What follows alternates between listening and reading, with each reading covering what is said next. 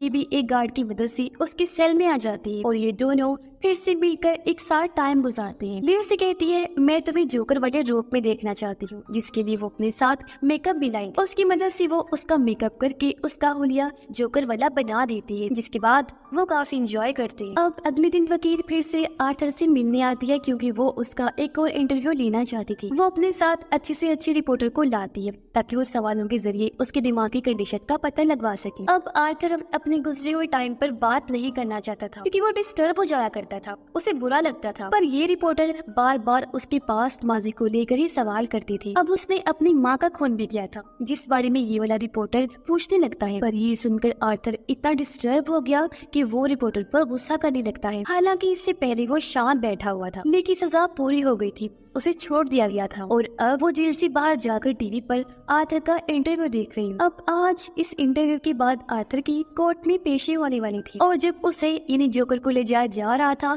तो सड़कों पर उसके चाहने वाले, उसके फैंस की लाइन लगी हुई जो आर्थर का ही नाम पुकार रही थी और यहाँ उसे सपोर्ट करने आए थे, उसका साथ देने, क्योंकि वो चाहती थी कि आर्थर जल्द से जल्द जेल से छूट जाए और वो भी एक आजाद जिंदगी जिए। उसे भी जीने का हक है क्योंकि जिन लोगों को उसने मारा है वो इसी लायक थी और ऐसे लोगों का यही अंजाम होना चाहिए। कोर्ट के अंदर आर्थर जब आया तो अपने चाहने वालों में वो ली को भी देखता है। दोनों एक दूसरे को देखकर काफी खुश हो जाते हैं। फिर सुनवाई शुरू हुई तो दूसरा वकील खड़ा हुआ।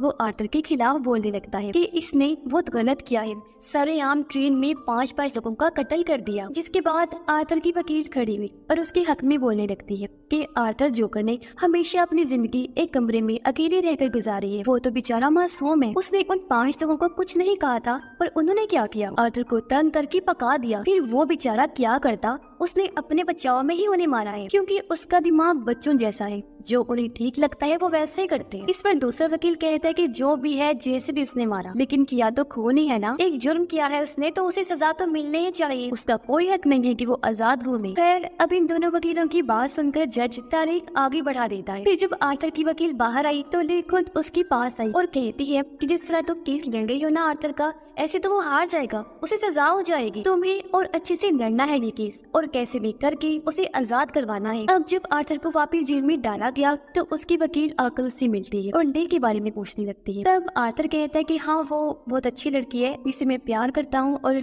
उस पर यकीन रखता हूँ। इस पर वकील कहती है कि तुम उसके बारे में जानते क्या हो, वो तुम्हें धोखा दे रही है क्योंकि देखो उसने कहा था कि मेरी मॉम डैड की मौत हो गई है, पर सच तो ये है कि उसकी डैड एक डॉक्टर है और माँ और बाप दोनों ये भी जिंदा है।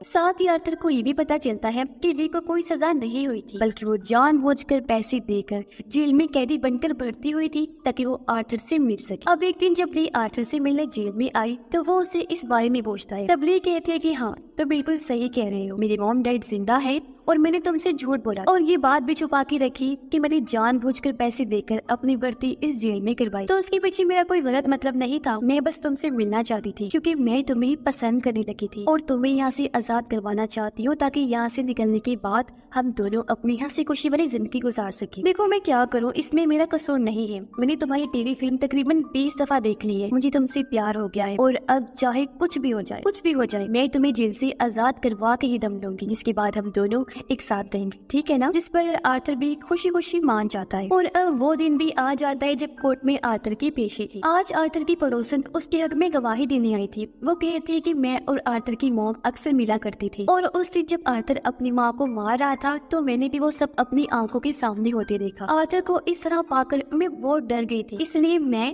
अपने बच्चे को बचाने के लिए उसे लेकर दूसरे शहर भाग गई। पर जब मुझे पता चला कि आर्थर को जेल हो गई है तो मुझे बहुत बुरा लगा और मैं उसके हक में गवाही देने यहाँ पहुंची क्योंकि उस बेचारे के साथ हमेशा गलत होते आया है, उसने कभी किसी का बुरा नहीं चाहा। और हाँ, जब आर्थर अपनी माँ को मार रहा था तो उस टाइम वो जोकर वाले रूप में था। तब मैंने गौर किया कि ये आर्थर नहीं बल्कि ये तो सचमुच का जोकर है। इसलिए मेरा मानना है कि जितने भी खून हुए हैं वो आर्थर ने नहीं किए बल्कि इसके अंदर की छुपे हुए जोकर ने किए हैं, जिसे लोगों ने मजबूर किया है। अब ये सुनकर आर्थर के अंदर जैसे एक हिम्मत सी आ गई थी। उसका इतना दिमाग खराब हुआ कि वो सबके सामने उठकर खड़ा होकर चिल्लाने लगा और जज से कहता है कि अब मैं अपना केस खुद लड़ना चाहता हूँ, मुझे किसी वकील की जरूरत नहीं है। जो कहकर वो अपने वकील को छोड़कर वहाँ से चला जाता है। उसके इस फैसले से ली भी काफी खुश थी, क्योंकि उसे लग रहा था कि जोकर यानी आर्थर ने ठीक किया है। और अब वो दिन आ जाता है जिस दिन कोर्ट में उसकी पेशी होनी। उसकी चाहने वाले बाहर खड़े होकर जोकर के हक में फैसला